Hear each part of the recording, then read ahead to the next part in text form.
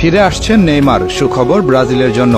আগামী অক্টোবরে বিশ্বকাপ বাছাই পর্বে ব্রাজিলের ঐতিহ্যবাহী 10 নম্বর জার্সি পরে মাঠে নামবেন তিনি। তাই ব্রাজিল ভক্তরা এখন খুশি, কারণ ব্রাজিলের এই ঐতিহ্যবাহী জার্সিটি নেইমারের অনুপস্থিতিতে যে অসম্মানের শিকার হয়েছে, এখন তা আর হবে না।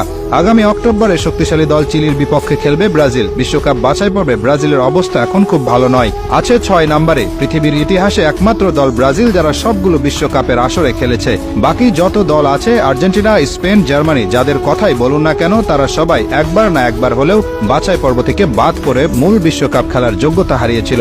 কিন্তু ব্রাজিলই একমাত্র দল যাদের কোনোদিন এমন কিছু দেখতে হয়নি। কিন্তু এবার শঙ্কা জেগেছে বিশ্বকাপ বাছাই পর্ব থেকে বাদ পড়ার। আর তাই এমন সময়ে দলের প্রাণভোমরা নেইমারের দলে ফেরার এমন ঘোষণা আশা জাগিয়েছে ব্রাজিল ভক্তদের মনে, কারণ নেইমার কি জিনিস সেটা সকলেই জানে।